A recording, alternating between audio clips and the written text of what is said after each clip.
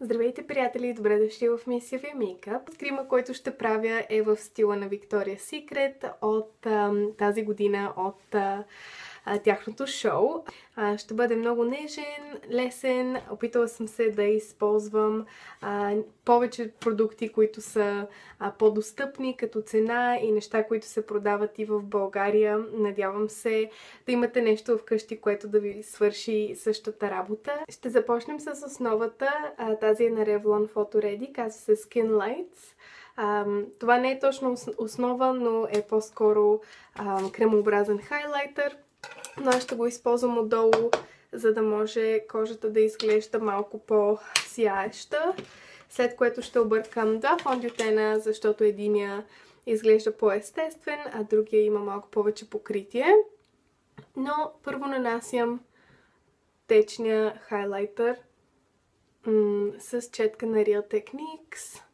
След това ще взема два фондютена. Този е Bourjois Healthy Mix Serum. И двата фондютена са една идея по-тъмни от моята кожа, защото е зима и кожата ми е доста светла и искам да направя да изглежда така все едно, че имам лек тен. И ще използвам и на Revlon Photo Ready фондютена.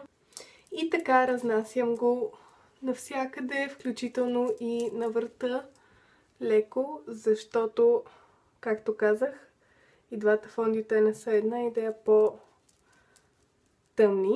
Там, където ми трябва повече покриваемост, ще използвам същата четка, но вместо да разнасям с нея, ще натискам. Защото с четка, която има много косъмчета, но са къси, когато натискате, излиза повече от продукта и е много лесно да скриете червени петънца и всичко, което не бихте искали да се вижда. Разбира се, няма как да направя така, че да не се вижда релефа на моето лице, но както казах, не можем да го променим, така че ще трябва да се примирим. Сега ще добавим и малко коректор, защото определено се нуждае от това. И ще използваме коректора също така за нещо като хайлайт. Първо ще използвам L'Oreal Visible Lift. Това не е любимия ми коректор, но става за хайлайтер перфектно. Така че го слагам тук на челото, също така на носа, на брадичката. Но ако искате да знаете повече за хайлайт и контуриране, имам клипче за това, което качих неотдавна. Ще сложа линкът отдолу. И ето така просто го разнасям натам, на където искам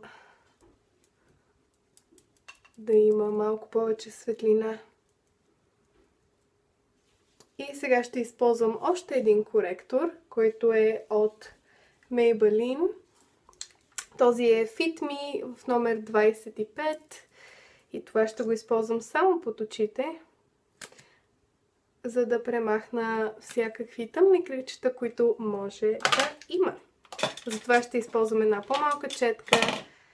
Тази е от Bine Coins. И просто ще го разнеса. Както виждате, използвам доста течни продукти и кремообразни продукти, защото не искам да използвам много пудри, защото манекенките винаги имат много хубава кожа, която изглежда не прекалено напудрена и, както казах, много нежно направена. Сега, разбира се, те имат много по-хубава кожа от мен и затова ще се наложи да поработим малко. Но, ако използваме правилните продукти и разнасяме всичко, за да изглежда много естествено, винаги ще се получи много елегантен резултат. И така, фондютена вече е готов. Сега ще сложа малко кремообразен бронзант. Това е от Соня Кашък. Не София, Соня Кашък. Знам, че не се продава в България, но исках да използвам кремообразен продукт, защото, както казах, исках да изглежда естествено. Ще използвам четка на Real Techniques, която е за контуриране, Contour Brush. И това е доста тъмен цвят, така че ще внимавам. И в другата ръка ще държа четката от фондютена, за да може да разнасям всичко, което може би се получава прекалено силно, но ще почна малко с скулите, просто защото искам да затопля лицето, цвета на лицето малко. С четката за фондютен може да доразнесете всичко. И ето как се получават тези скули. Сега отдолу.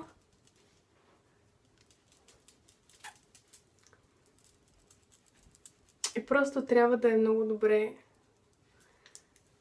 разнесено, за да изглежда по-естествено. Сега и другата страна ще внимавам, защото имам няколко огромни приятни приятелчета точно на бузата. Странното нещо е, че откакто почна да се появява това акне и да се връща, защото и преди е било с мен, е само от тази страна. Не толкова от тази страна. Не мога да разбера причината, но определено съм щастлива, че е само от една страна, защото е предостатъчно. Разбира се, аз правя всичко възможно да се грижа за кожата си и да я пазя чиста, но тъй като на работата ми нося много грим, не винаги е възможно да я оставя да диша. И така малко под устата, каквото е останало на четката, просто страните на носа. Трябва да използваме пудра, но трябва също така да внимаваме да не използваме прекалено много пудра, защото, както казах, трябва да е все пак естествено.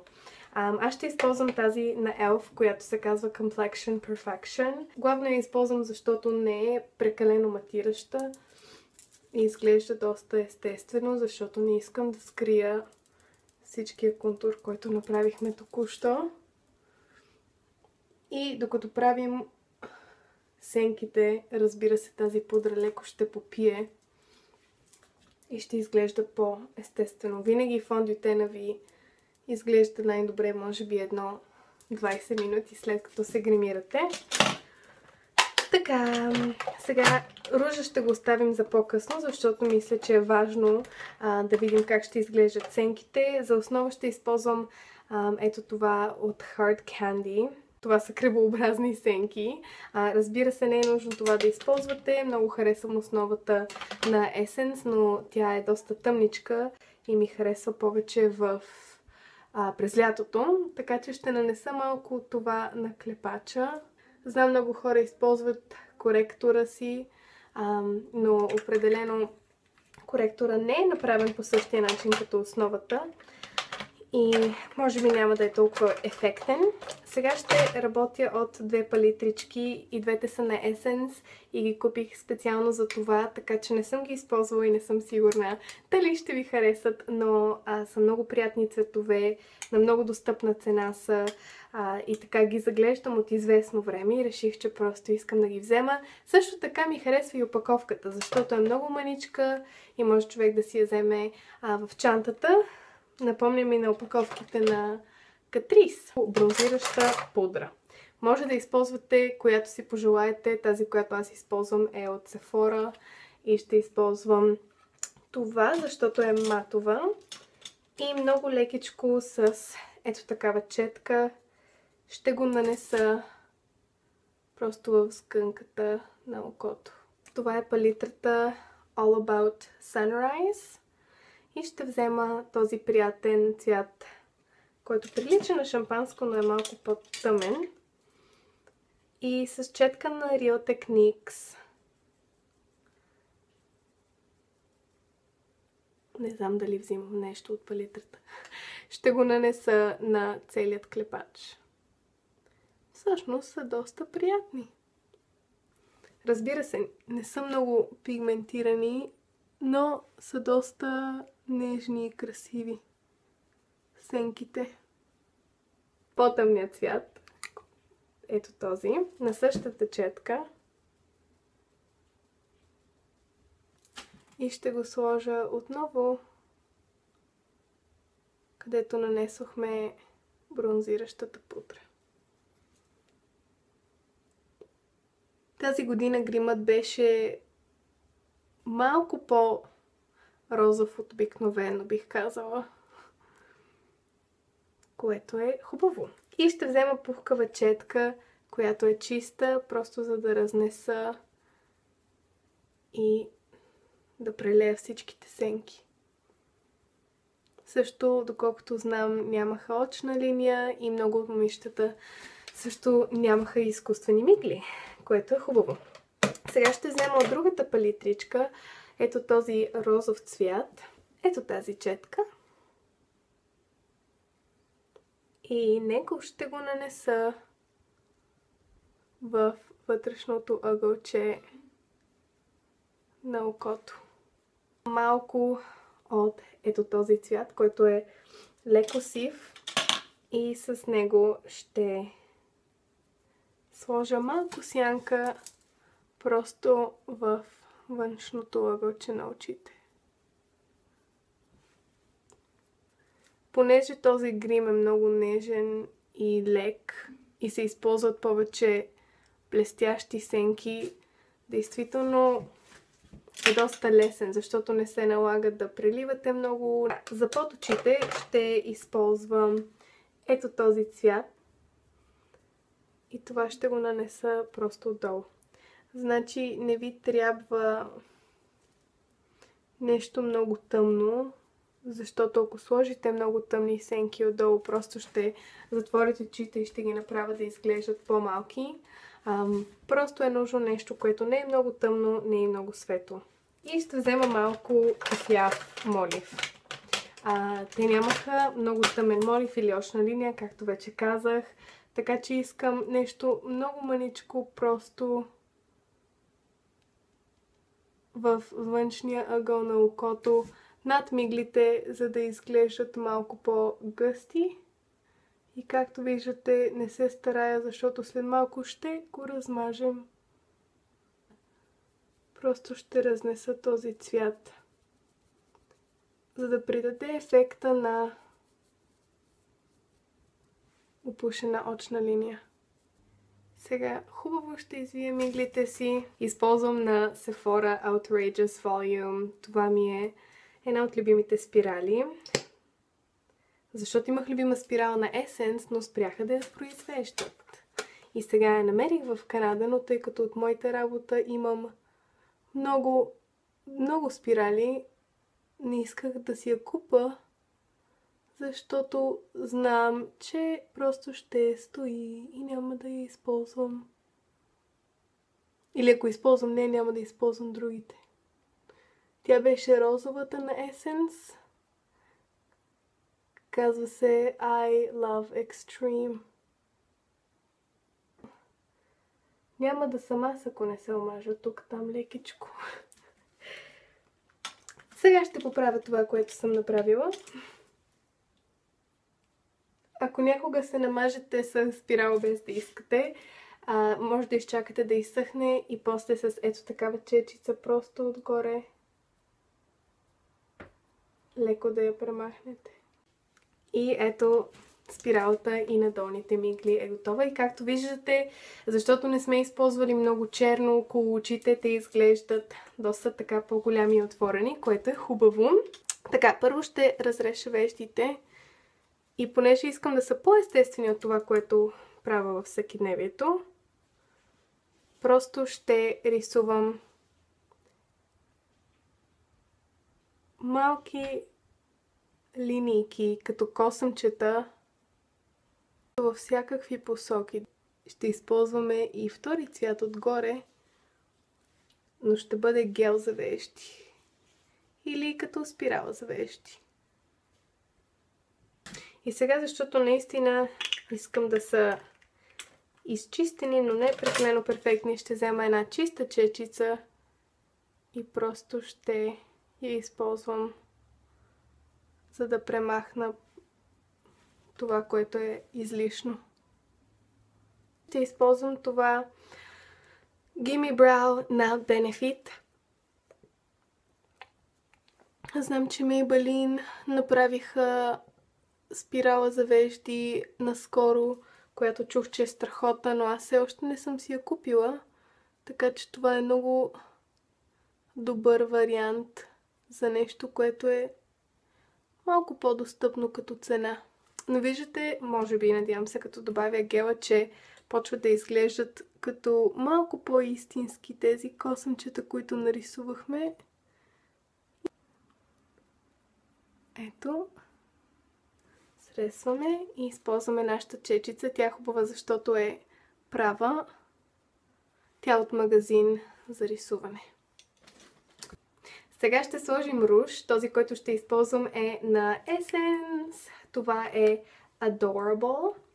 Реших да използвам този вместо Baby Doll, защото този е малко по-розов. И това е чечица на Elf. Ще нанеса ружа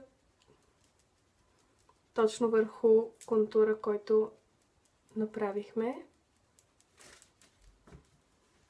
И просто искам да изглежда естествено. Те всъщност слагат доста руж, но тъй като след малко ще променя грима маничко и ще ви покажа как изглежда с празничен цвят устни, не искам да прекалявам, защото ще е прекалено с тъмен цвят на устните и с много руж.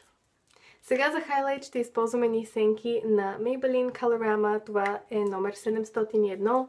Аз много често обичам да използвам сенки и ще използвам същата четка, просто леко съм премахнала остатъка от ружа, който може би е бил на четката, но ще използвам, защото тя има много остър край, което ни помага, защото ние искаме да нанесем хайлайтера отгоре на бузките.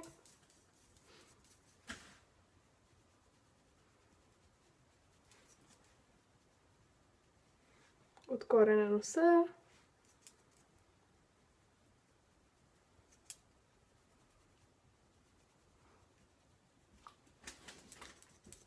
Много малко на челото. Сега устните.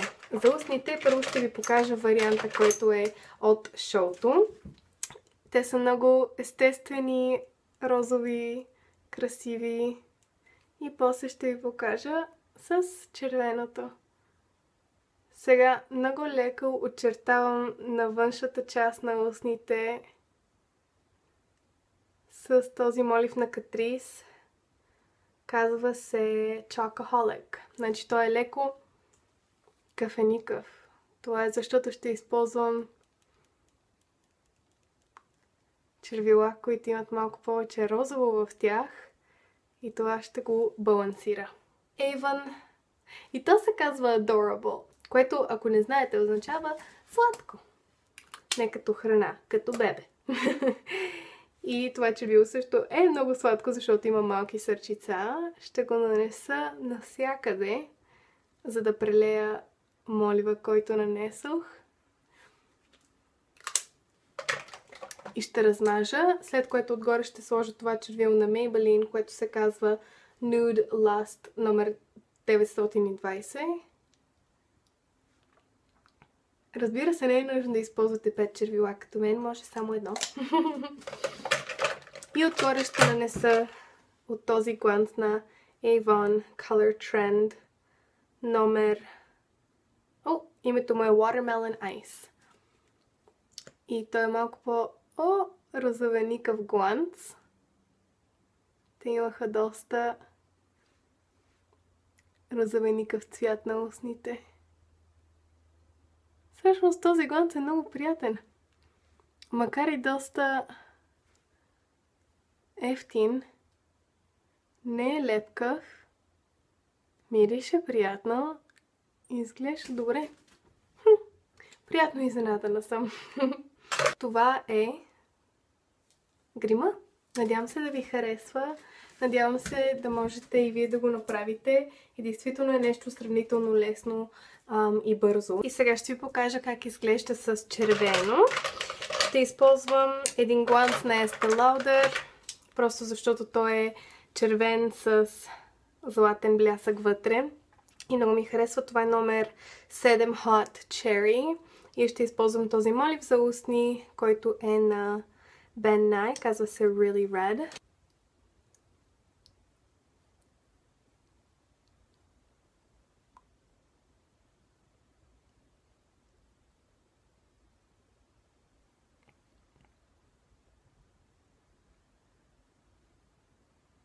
Това е този крем с червеното червило. Както виждате е много по-празнично. Сега искам да добавя малко златни сенки и ще използвам от тази палитра златните сенки тук на малка чечица и всъщност ще ги използвам мокри, защото ще ги напръскам с спрей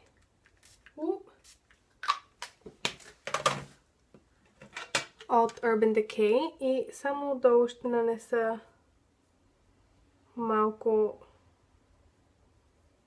златен цвят. И така, това е моят крем. Както казах, надявам се да ви харесва. Благодаря ви много, че ме гледате. Очаквайте много интересни неща в новата година. И до скоро! Чао!